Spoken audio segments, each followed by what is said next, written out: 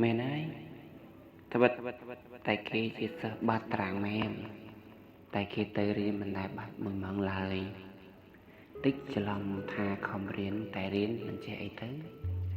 តាមពិតទៅរដូងគេមករៀនឲ្យតែបាត់ពីផ្ទះដើម្បីឲ្យណែថ្នាក់តែប៉ុណ្ណោះគ្មានសរសេរអីឡើយមកលេងទូរស័ព្ទសិក្សាប្រោះសងឯណារតនៈសិស្សពូកែនៅថ្នាក់ទី10អានៅក្នុងសារៀនយើងតើអូភ្លេចប្រាប់ថារតនាមិនមែនជាសិស្សពូកែប្រចាំចំនួនធម្មតាទេនិយាយទៅម្នាក់ប្រុសហ្នឹងគ្រាន់តែជាដាវចូលសាលាផ្លែតផ្អៀងសាលាតែម្ដងព្រោះពូជគេរៀនពូកែតាំងពីចំនួនបងគេមកម្លេះចំណែកខ្ញុំវិញត្បិតតែរៀនថ្នាក់ទី10សេក៏ពិតមែនតែក៏មានឥទ្ធិពលធ្វើឲ្យសាលាផ្អៀងដូចគ្នាព្រោះបានបារមីយាយប្រយុយខ្មៅនៅពីក្រោយខ្នងនឹងហើយឲ្យតែថ្ងៃណាម៉ាក់ខ្ញុំបិទតូបមិនលក់កាហ្វេហ្នឹងដឹងតែផ្អៀងតែសារតែម្នាក់រអ៊ូគ្មានអីផឹកតែម្ដងមិនអួតទេតែមួយស្រុកនេះគ្មានទឹកដៃអ្នកណាឆុងកាហ្វេឆ្ងាញ់ដូចម៉ាក់ខ្ញុំឡើយហើយសិតតែរតនាទៀតសិតអីនឹងគ្នាហើយមែនចេះសួរផ្លែផ្កាសម្បើមណាស់បែប friend ខ្ញុំនេះបើស្និទ្ធស្នាលវាយ៉ាងម៉េចខ្ញុំសួរឌឺគេភ្លាមត្រង់ពេលខ្លួនឯងស្និទ្ធស្នាលជាមួយស្រីផ្សេងបានចោះខ្ញុំស្និទ្ធមិនបានទេឬមានយ៉ាងម៉េចប្រច័ណ្ឌនឹងហើយខ្ញុំញ័រដៃផ្លែតពេលឃើញគេតបមកបែបហ្នឹងហើយថ្ងៃហ្នឹងទេវតាចោះវាស់ស្ទង់ចង្វាក់បេះដូងខ្ញុំមែនទេប្រទៀនប្រុសសង្ហាម្នាក់មកធ្វើឲ្យបេះដូងខ្ញុំញាប់ញ័រតែបើជាក្រាស់ខ្ញុំ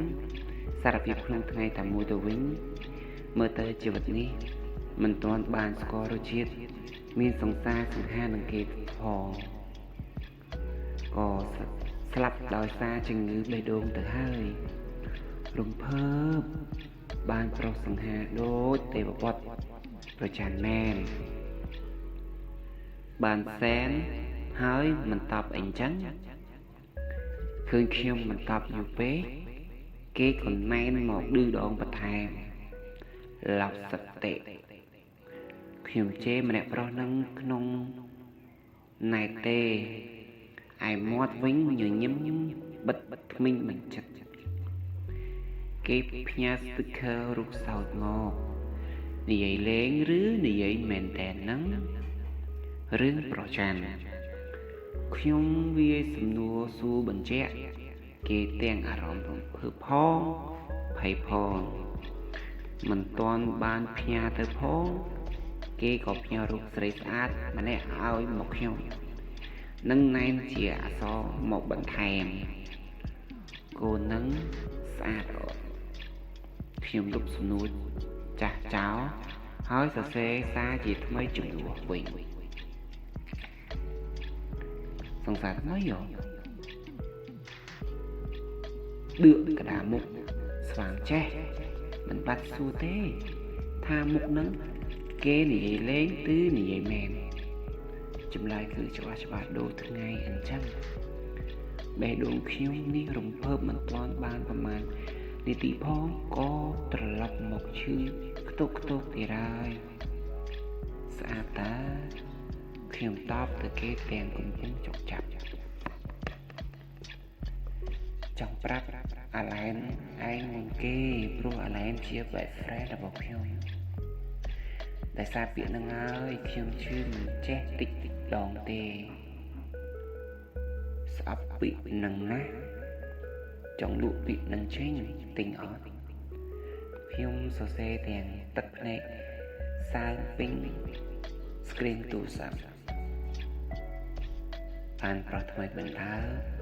trong tốt best friend ដូចអាចឆេងចោលខ្ញុំតបយ៉ាងខ្លីព្រោះបេះដូងមួយនេះវាឈឺឆ្អែតច្អន់ណាស់ពេកហើយជាពូម៉ាក់នឹងគ្នាមិនដល់ត្រង់ណាមានមុខមកសួរទៀតមិនឃើញខ្ញុំតបគេក៏រៀបរាប់មកបន្ថែមសម្រាប់អាឡែនឯងមិនដឹងថាយ៉ាងម៉េចទេតែសម្រាប់គ្នាវាល្អត្រង់ថាមិនបាត់បែកគ្នាមិនបាច់ឆ្លោះគ្នាមិនបាច់ខ្លាយជាអ្នកដទៃនៅថ្ងៃក្រោយចម្លើយអាត្មានិយមណាស់ម្នាក់ប្រុសនេះត្រាម៉ាម្លេះខ្ញុំមិនដឹងថាអ្វីដែលគេនិយាយព្រោះតែគេដឹងថាខ្ញុំស្រឡាញ់គេឬក៏យ៉ាងណាទេតែខ្ញុំក៏ត្រូវមានតំបន់សុវត្ថិភាពមួយដែរខ្លាចគេលេងសើចដូតមុននឹងទៀត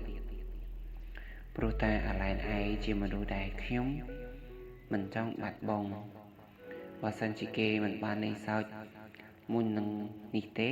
ខ្ញុំប្រកាសជាគិតថាគេនិយាយបែបហ្នឹងព្រោះតែស្រឡាញ់ខ្ញុំដែលមិនខានរកតែជួយទុកភ្នែកមិនទាន់តបណែនម្នាក់ប្រុសត្រាម៉ានឹងផងគេក៏ដាក់មកបន្ថែមសង្សារមកហើយប៉ុណ្ណឹងបានហើយរដងគឺអញ្ចឹងពេលមានសង្សារខ្ញុំក៏ខ្លាចជាមនុស្សគ្មានរូបរាងភ្លាមជាមិត្តនឹងគ្នាវាមិនល្អត្រង់ណានឹងតែម្ដងចង់អន់ចិត្តក៏អន់ចិត្តមិនបានព្រោះមិនដឹងថាអន់ចិត្តក្នុងឋានៈជាអ្វីមិនចង់បាច់បង់ខ្ញុំទេតែទុកខ្ញុំចោលរហូតអា best friend ចង្រៃកាយវិការស្និទ្ធស្នាលហួសពីមិត្តគេឃើញហើយគិតដូចក្នុងចិត្តយើងស្និទ្ធស្នាលដូចសង្សារដើរទៅមកកាន់ដៃគ្នាមិនខ្វល់ពីអ្នកណាដឹងតែត្រឹមថាយើងសប្បាយពេលស្បាយគ្នារបស់មនុស្សកំពុងតែចាក់តោ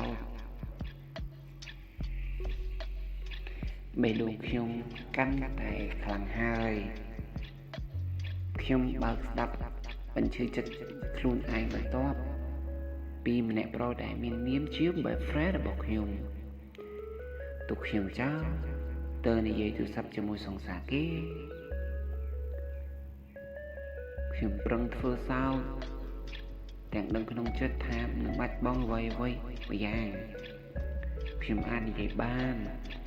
ថាវាពិតសំខាន់មិនដឹងទេថាមិត្តម្នាក់នេះមានកូនចិត្តលួចប្រចាំខ្លាចដៃដែលធ្លាប់កាន់ប្រគល់ឲ្យម្នាក់ប្រុសផ្សេង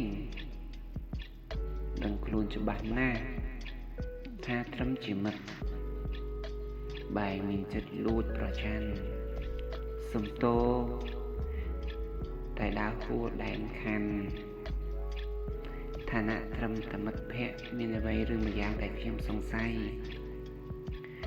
ថាខ្ញុំក៏ស្រឡាញ់ម្នាក់នឹងគេជាមិត្តភក្តិសាសនារបស់ខ្ញុំយើងគិតថាស្រឡាញ់ឯងខ្លាំងហើយអាឆេងខ្ញុំនិយាយម្នាក់ឯងបន្ទាប់ពីបទនេះ